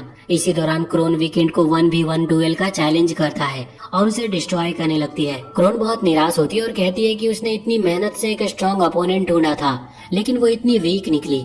वो कहती है कि शायद वो उसे टॉर्चर करके थोड़ा मजा ले ले। तभी खजान वहाँ पर आती है और कहती है कि इस इंसिडेंट के लिए वो विलेन की कस्टडी चाहती है और वो क्रोन को नहीं दे सकती। वीकेंड पूछती है कि वो यहाँ पर कैसे आ गई जबकि उसकी माना को रिकवर होने में 5 दिन और भी लगने चाहिए। तो क्रोनो कहती है कि उसकी कैलकुलेशन गलत थी और खजान ने सिर्फ 20 घंटे में अपनी मैजिक वापस पा ली। वीकेंड पूछती है कि फिर वो पहले क्यों नहीं आई, तो खजान कहती है कि वो चाहती थी बच्चे थोड़ा मजा करे, इसीलिए वो नहीं आई और अब वो सिर्फ उनके फैलाए हुए गंदगी को साफ करने आई है। इसके बाद खजान और क्रोनो वायर दोनों वीकेंड को टॉर्चर करने का अधिकार चाहते हैं और वो दोनों आपस में लड़ने लगते हैं। उन दोनों के बीच में कुछ मिनट तक फाइट चलता है लेकिन हमेशा की तरह खजान जीत जाती है। अगली सुबह हनुका अपने रूम में बिस्तर पर उठता है और आका उसे गुड मॉर्निंग बोलकर कहती है कि स्कूल के लिए तैयार हो जाओ। रास्ते में हनोका उससे पूछता है कि वो ठीक है। आका कहती है कि उसकी मैजिक पावर्स को वापस आने में थोड़ा समय लगेगा, लेकिन वो उसके बिना भी ठीक है। तभी उन्हें टीम टेम्पोपो रॉकेट एम्बुश करती है और वो अपना हमेशा का ड्रामा करते हैं हनोका को कैप्चर करने का। लेकिन आका उन्हें दिखाती है कि वो इस दुनिया की मेन कैरेक्टर है, चाहे उसके पास मैजिक हो या ना हो। वो टेम्पोपो और मे को उनके सिर से पकड़कर उठाती है और उनका सिर ही कुचल देती है। वो दोनों माफी मांग लेते हैं और सब कुछ फिर से नॉर्मल हो जाता है। इसी के साथ ये सीरीज यहीं पर खत्म होती है। तो वीडियो अगर पसंद आई हो तो चैनल को सब्सक्राइब करके बेल आइकन जरूर दबा लें और ये कहानी आपको कैसी लगी हमें कमेंट सेक्शन में जरूर बताएं।